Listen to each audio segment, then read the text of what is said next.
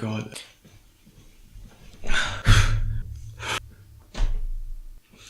As you probably recognize, as you may recognize, I'm not fully charged. I'm not fit. I'm not fit at all, to be honest. That's the reason why there haven't been so much content this week from our side, but I'm doing my best to do at least one YouTube video.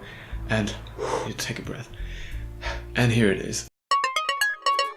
Hey there, I'm Sebastian. This is the Cyber Casual YouTube channel where you get insights and knowledge of cross-reality and artificial intelligence. And if you follow me on Instagram and you follow my IGTV channel, then you probably have recognized that there is so much news in the past regarding artificial intelligence or robotics in the healthcare market. And that's because the whole healthcare market benefits most from those technologies, in my opinion. So the question which now develops is, will robots replace doctors? And I think it's not a question, do they? It's more the question, do you want them to?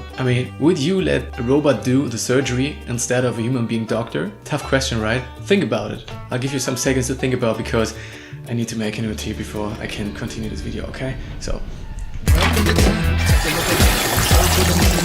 Right now, cause right now's the time for that rude last minute and talking, walking to women till I'm opening it. Using a pinch and a passion, rolling right up in the center with the dash blowing on until they say I'm the winner if you dig it. Do you want a black jacket? Robotics in healthcare is a big topic because computers getting more faster and more efficient, and so do robots as well. Also, robotics is getting increasingly better because of artificial intelligence. But before we go deeper into robotics and artificial intelligence, let's have a look what robots or robot-similar machines they're already common in the healthcare market and you probably know. For example, there are machines for vital stats, the ECG, the blood pressure, the breathing, but also the radiology, X-rays, ultrasound, tomography and chemotherapy, and also heart-lung machines. And maybe you already had a surgery with assistant systems. There was an interesting study at the University of Berlin. Students of medicine did complex surgery on a model of fake heads where they mill near the brain. This assistant system didn't interfere in the surgery itself, but helps as much as it can to spot the right place for milling. And the result? Without a system, 3 of 14 students would have caused serious injuries, while with the assistant system, nobody would have caused injuries. Pretty cool, right? But listen, the interesting thing above that is that this study was from 2010. So it's nearly 10 years ago. You can imagine that the machines and the assistant systems already have developed much more and are even more efficient now.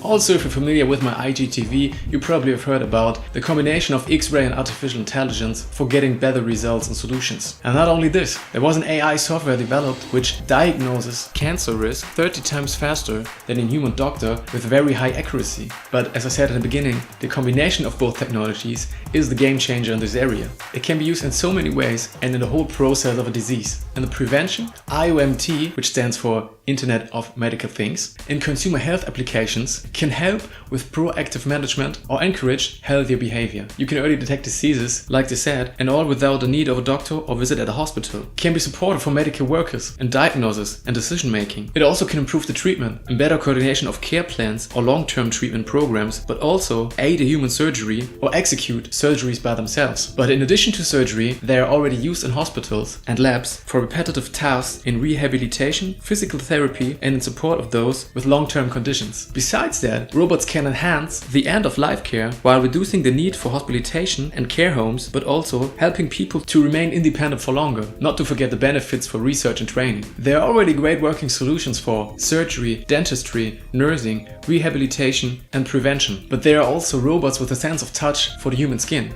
This is like the nightmare from everyone, right? These bad robots with a very rough and grab your arm, slice it off, rip off your skin, and then go inside to do the surgery.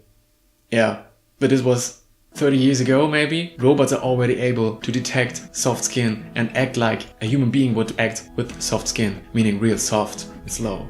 Soft like soft eyes? Sorry, English is not my first tongue. They are autark and independent telemedicine-based robotics, and it already even would be possible to build a fully automated hospital.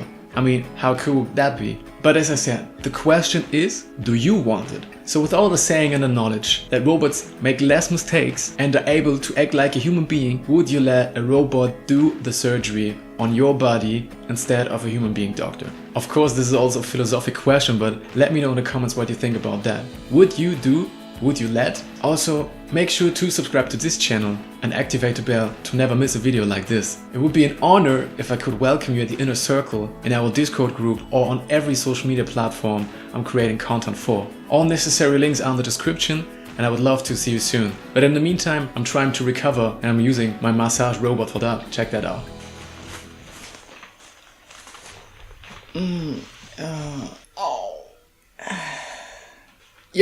Yeah.